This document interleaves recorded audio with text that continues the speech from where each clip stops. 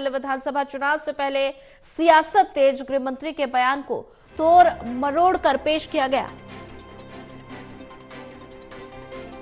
Delhi BJP करेगी कांग्रेस के खिलाफ प्रदर्शन, कांग्रेस माफी मांगो प्रदर्शन पर जताएगी विरोध। दिल्ली विधानसभा के अलग अलग क्षेत्रों में प्रदर्शन, बड़ी जानकारी। गृह मंत्री के बयान को तोड़ मरोड़ कर पेश किया जा रहा। दिल्ली बीजेपी करेगी कांग्रेस के खिलाफ प्रदर्शन, कांग्रेस माफी मांगो प्रदर्शन पर जताएगी विरोध। दिल्ली विधानसभा के अलग अलग क्षेत्रों में प्रदर्शन होगा और ऐसे में दिल्ली विधानसभा चुनाव से पहले सियासत तेज हो गई है। गृह मंत्री के बयान को तोड़ मरोड़ कर पेश किया जा रहा और ऐसे में ये आरोप लगाया जा रहा है और साथ ही दिल्ली बीजेपी करेगी कांग्रेस के खिलाफ प्रदर्शन।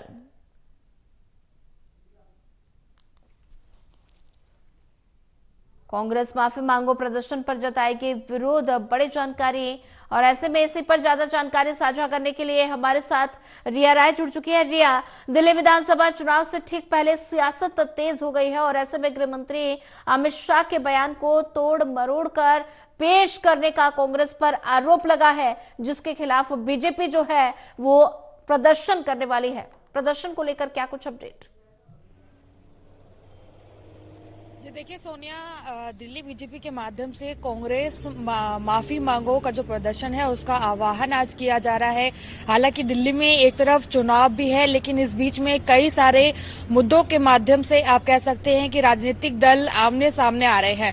आपको बता दूं कि बीते दिन सदन में गृह मंत्री अमित शाह के माध्यम से एक बयान जो है भीमराव अंबेडकर को लेकर दिया गया था, जिसके बाद से लगातार जो राजनीतिक दल है उनके बीच में हलचल तेज हो गई। दरअसल आरोप ये है कि भीमराव अंबेडकर को लेकर कहीं ना कहीं पर समानताएं और कई सारी ऐसी चीजें जो कि संविधान से जुड़ी हुई हैं उस पर निराशाजनक जो टिप्पणी है वो की गई है, जिसे लेकर जो विपक्षी दल है वो लगातार बीजेपी का घेराव कर रहे हैं। लेकिन अब बीजेपी की ओर से पलटवार किया गया है और ये आरोप लगाया जा रहा है कि विपक्षी दल यानी कि जो कांग्रेस है वो कहीं ना कहीं पर अमित शाह के बयान को तोड़ मरोड़ कर पेश कर रही है, क्योंकि ये पहली दफा नहीं है जहां पर किसी तरीके से जो बयान है उसकी क्लिप को काफी घुमाकर पेश किया गया हो या फिर इस मुद्दे को हाईलाइट करने की कोशिश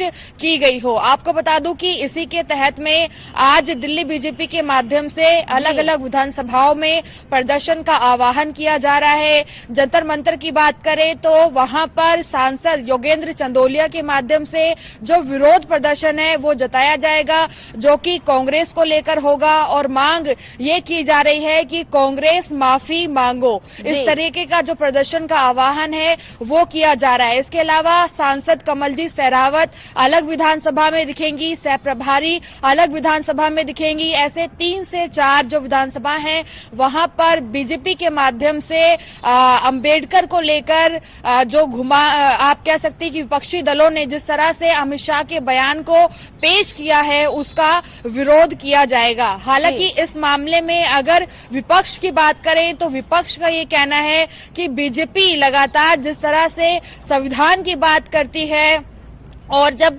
लोकसभा के चुनाव होने थे तो उस समय पर भी ये कहा जा रहा था कि बीजेपी 400 के पार होगी, जिसके बाद संविधान में बदलाव किया जाएगा। हालांकि इस मुद्दे को विपक्ष ने काफी पहले से उठाया था और अब गृह मंत्री अमित शाह की टिप्पणी को जिस तरह से सामने लाया जा रहा है उसमें कांग्रेस का यही आरोप है कि बीजेपी लगातार बाबा भीमराव अंबेडकर को जो मानने वाली जनता है उन्हें नहीं चाहती कि वो अपने समानता का अधिकार प्राप्त कर पाए। इसी वजह से बार बार उनका अपमान किया जाता है और सदन में भी इस तरह की जो टिप्पणी है उसे करके कहीं ना कहीं पर उनके अपमान की कोशिश की गई है, संविधान के अपमान की कोशिश की गई है और इससे जुड़े जो भी जातीय प्रमाण है आप कह सकते हैं कि उनकी भी कहीं ना कहीं पर अवहेलना की गई है। तो इस तरह से आरोप और प्रत्यारोप दोनों ही जो राजनीतिक दल है उनके बीच में देखने को मिल रहा है। फिलहाल अलग अलग विधानसभाओं में बीजेपी कांग्रेस से माफी मांगने की अपील कर रही है, तो वहीं पर कांग्रेस गृह मंत्री अमित शाह को पद से इस्तीफा देने की मांग कर रही है। फिलहाल दिल्ली में चुनाव है और इस तरीके से राजनीतिक हलचल के बीच में किसी आप कह सकते हैं कि जातीय आधार पर इस तरह से मामला आगे बढ़ना और उसे बहुत ज्यादा हाईलाइट करना चुनाव पर भी इसका असर डाल सकता है। जी रिया, ज्यादा जानकारी साझा करने के लिए आपका धन्यवाद।